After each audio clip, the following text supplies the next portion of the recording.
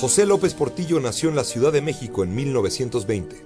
Desde muy joven cobró orgullosamente conciencia de su estirpe criolla. En la escuela o en las calles no era raro que se liara a golpes por el menor motivo, secundado por su cuate, el Negro Durazo. Su vida se trata de no rajarse, de ser muy macho. También desde la juventud fue amigo de Luis Echeverría, una amistad que marcaría toda su vida. Con él recorrió en México las rutas de Hidalgo y de Cortés y viajó a Chile y Argentina. Pero a diferencia de Echeverría, López Portillo no fue un ferviente cardenista. Más adelante ingresó a la Facultad de Derecho de la UNAM y a los 31 años se casó con una amiga de la infancia, Carmen Romano, a quien le prometió que jamás sería presidente. López Portillo se mantuvo lejos de la política, ejerciendo exitosamente su profesión de abogado, hasta el sexenio de otro López, Adolfo López Mateos. A los 40 años cerró su despacho y comenzó a trabajar en puestos menores de la burocracia.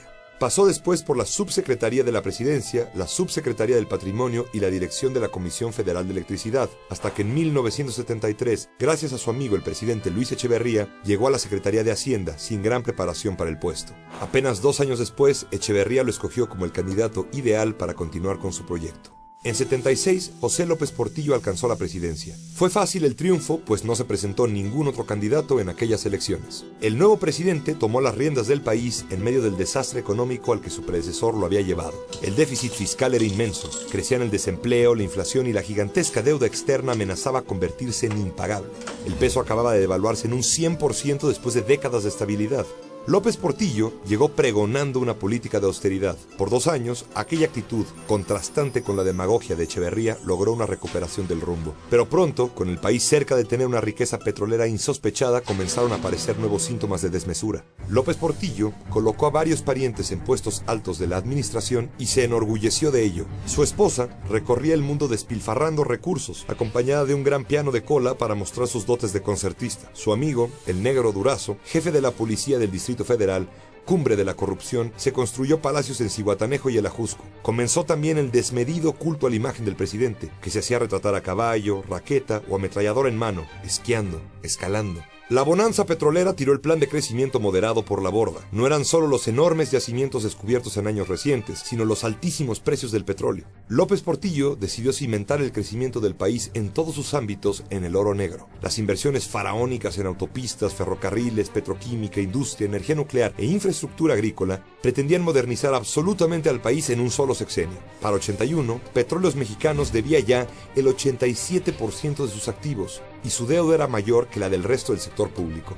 Las empresas privadas se contagiaron también del entusiasmo y se endeudaron imprudentemente.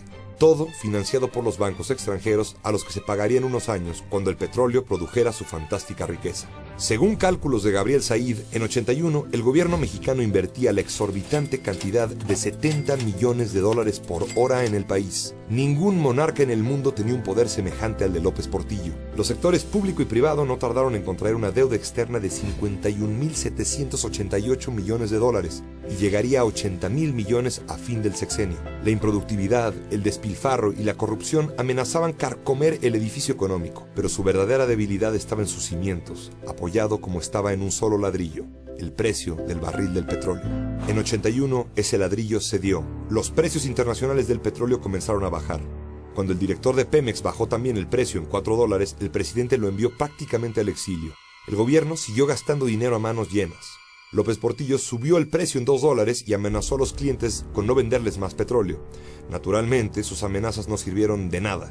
Pese a la salida de $9.000 millones del país, el presidente decidió ser muy macho y se negó a devaluar la moneda mexicana. Defendería el peso como un perro. A los desposeídos y marginados, a los que hace 6 años les pedí un perdón que he venido arrastrando como responsabilidad personal. También perdió la apuesta y en 82 la paridad cayó de 22 a 70 pesos por dólar.